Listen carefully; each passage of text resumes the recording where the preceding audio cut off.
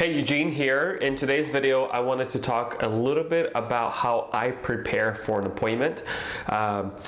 You've seen me in the previous video where I did a few follow-up calls and I talked to a few people and I was able to set up some appointments, and one of those, the person said that they were ready to go ahead and make their decision.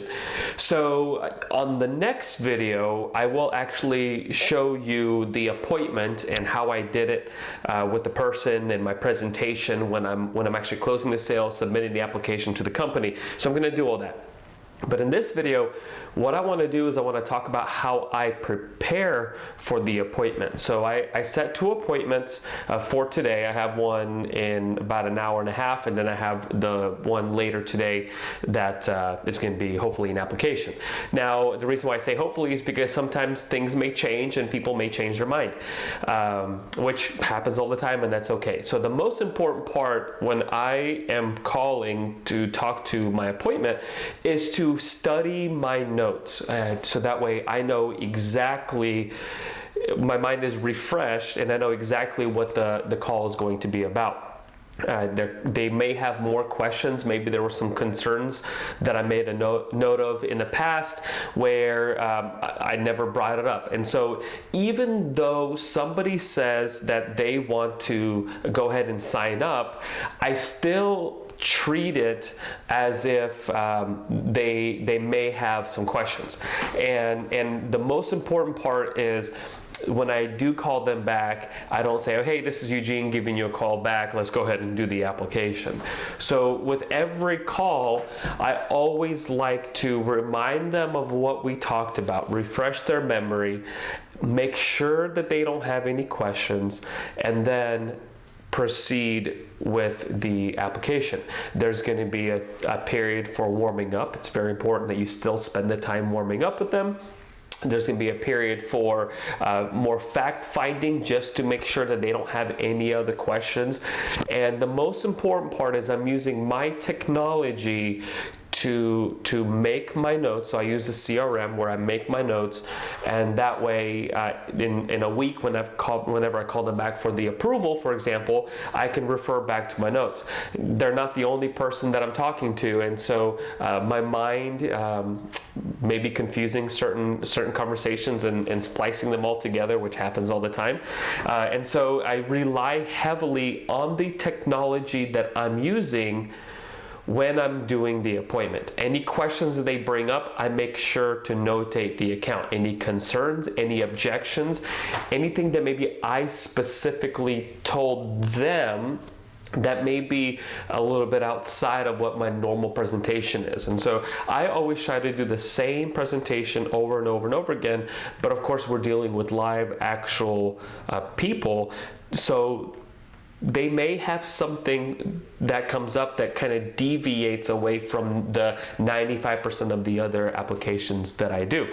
And so although I try to stick as close as I can to the presentation, anything that comes up that's out of the ordinary, I make sure to make a note of it, so that way if I do call them back in a week, I can refresh my memory and look and say, oh, this was definitely a concern of theirs. So for example, if somebody says, am I going to be double billed, or I don't want to double pay, or I have coverage right now, when's the new one going to start? Am I going to have to pay 2 premiums? So things like that may be a concern of theirs, and I notate it, right? Because not everybody has $100,000 sitting in a checking account. Sometimes people are relying on their Social Security, relying on their retirements to come in, so that way they can make their payments. And that's just one example of many things that can come up, and I make it a point to notate my CRM. The other thing is, it's very important that you record your conversations. This is something that I've always made a habit of to do myself, whether they're calling my office phone, because I have 5 desks, 5 lines that they all ring, so that way anybody can grab the phone, they can answer it, but all those calls are recorded. And so if something comes up and there's maybe somebody may say, well, I don't remember you telling me that, or you didn't tell me that, or why didn't you do this for me? I will have a recording A, because I go through the same process over and over again, but B, I have a recording to actually prove that we actually did talk about it. I've never had to refer back to a recording because there was some kind of dispute or something. But let's say I asked them for their Medicare number and they give me their Medicare number, and something happens that my note did not save in my CRM, and let's say I go back in and I'm now ready to submit the application. And I'll explain that in just a second. We'll go back to submit the application, and all of a sudden I can't find the Medicare number anywhere, but I know I asked for it. I can then refer back to the recording and get it without having to actually call the person and try to get that information from them. So my process is like this. I'm going to call them. I'm going to spend the same amount of time warming up as I did before, if not more, because there's really no presentation anymore, right? Because they've already done what I needed to do to get me to the point where I'm calling them back to do the application. And so I'm going to spend more time warming up because I want them to feel comfortable with the information that I may be getting from them. And so whenever I am asking for routing numbers, account numbers, socials, I want to make sure that I put myself in a position where they totally trust me whenever we do that transaction. And so whenever I do my presentation, I don't have the application up with the company all ready to go, because every company asks for specific information at different times of the application process.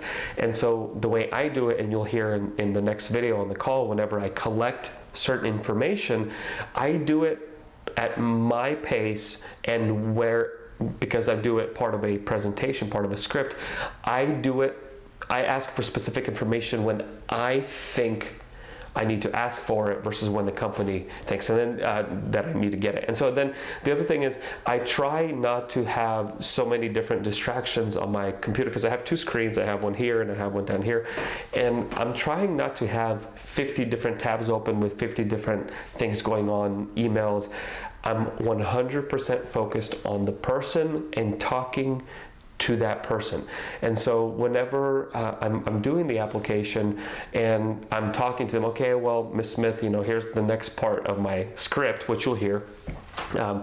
I start looking at my screen because the application may want their routing number and account number, where I haven't gone through the process of actually warming them up before I collect that information. So I never do an application live.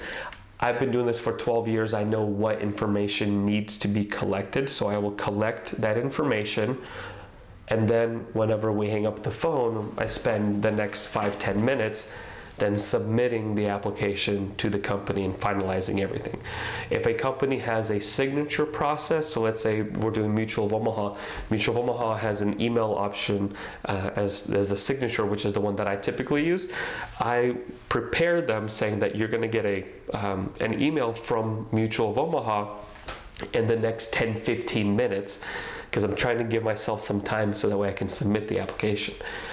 So I'm using CRM, I'm using my phone to record, and then I'm relying on the company's application process, of course, to submit the application. I do everything electronically, I don't do anything paper.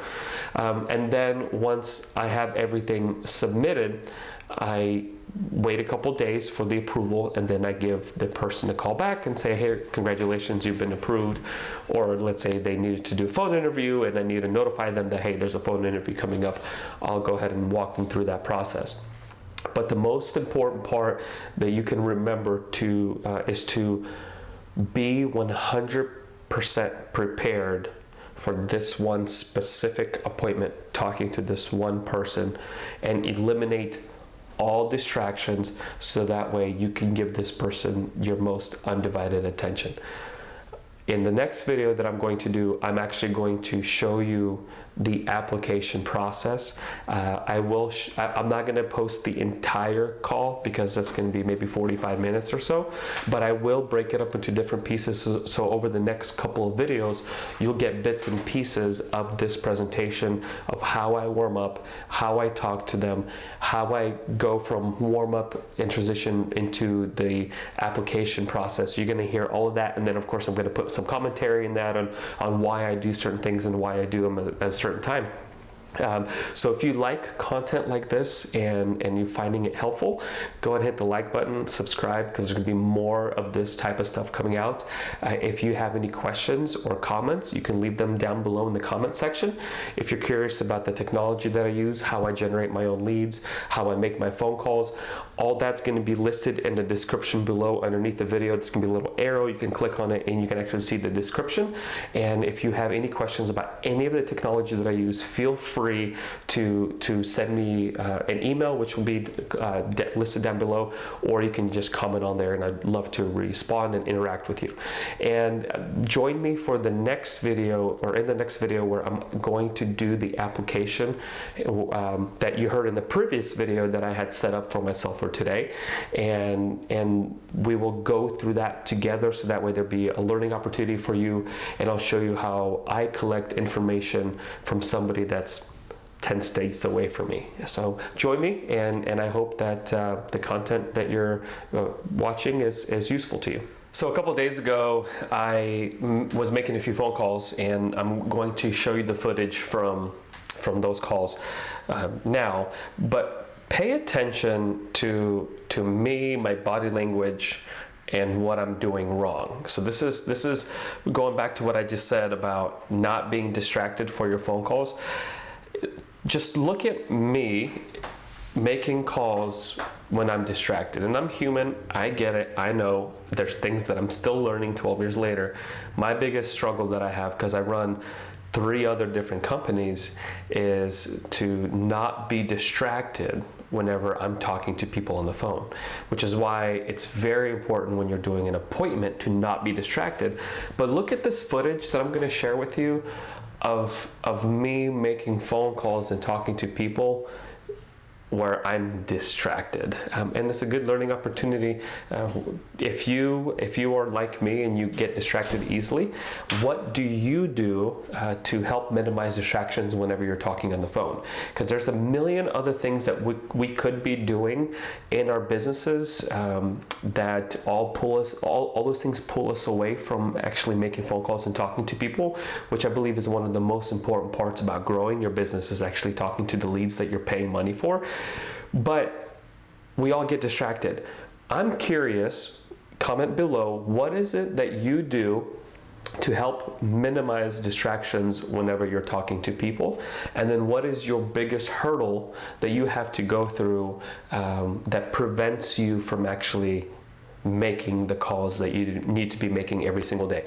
So I'd love to hear from you. Comment below and check out this footage of you know what, I was not going to use that footage because I'm like, well, there's nothing here. There's no learning opportunity. I'm trying, but I'm being distracted, and I was just not going to use it. But then I realized that it's actually good to see somebody making a few mistakes, because then you actually learn from them, so that way you don't do them yourself. So it's a little bit cringy, but I hope that this will help somebody and help you be a little bit less distracted. About the information that your wife has been getting about her upcoming enrollment into Medicare. Do you remember that? It was like, I think it was earlier, actually I think it was Saturday, and you said to call back Monday, and I did, and I couldn't get through.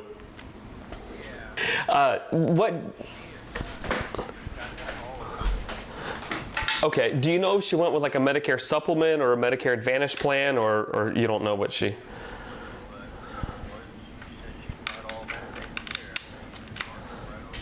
Got it. Golly, I screwed that up. I wasn't paying attention to what I was doing because I was trying to find my charger, and I messed up my script and I was caught off guard. So don't be distracted when you're making calls. Super, super important. As you'll hear, I was fumbling and backtracking because I went with the wrong script because I didn't look at my screen to see who I was talking to. Hello, Constance? Okay. Okay, so really important, and I'm gonna put myself on break so it doesn't connect again. I'm having multiple people tell me that they're having a hard time hearing me. And so what I'm doing now is I'm checking to see whether or not my headset is connected, and I'm probably going to listen to a few calls of my own real quick to see exactly what the problem may be. But I really think my headset disconnected and my webcam connected. So really important. I call that a symptom of a call. When you're talking to people, because again we're using everything digital, and I'm trusting that my headset works. In this case, it's having a hard time for some reason. I'm looking at my system here. I just noticed that my microphone, my speaker, my microphone was actually not coming through the headset, and I had several people tell me they had a hard time hearing me. So I paused what I was doing and I fixed it. It's really important that if somebody tells you that they have a hard time hearing, check your equipment to make sure it's not you. It could be their hearing. In this case, it wasn't. It was all me. So I fixed that, and I shouldn't have that issue anymore. But just remember, whatever they tell you, take it and use that as constructive criticism, because that's going to help you in your next call going forward. And I also wanted to say one more thing about the leads and about the data. So I've had a few agents ask me how accurate is the data. And so far, every single person, interested and not interested, retiring and still working, doesn't want to talk to me or yells at me. Regardless of all of that, what I've noticed is every single person that I called back from my leads, they said, yes, I am the person who you want to be talking to, or my spouse is not home, or whatever. So in the past, when I was using a different data source, it was so bad that even when the lead was generated, sometimes they're like, no, hold on a second, I misunderstood what you guys were calling me about. I'm not that person. Or the telemarketer would call them and they would be told, no, that person's not here, or you got the wrong number, or whatever. So we don't actually have that issue anymore, which is really nice. So I know that whenever I call a lead back, that is the actual person that I want to be talking to. And I know that whenever my marketers are calling, they're not wasting time calling on not accurate data. And again, because I pay them hourly, if I'm paying somebody hourly, I don't want them to be doing work for no reason, right? And so if you're talking to a bunch of people that are not that person you want to be talking to, you're wasting a bunch of money and a bunch of time. So yes, I am biased because Data Download Center is my company, but I've been working it for 6 months before I even released it to the public, because I wanted to personally test it for myself.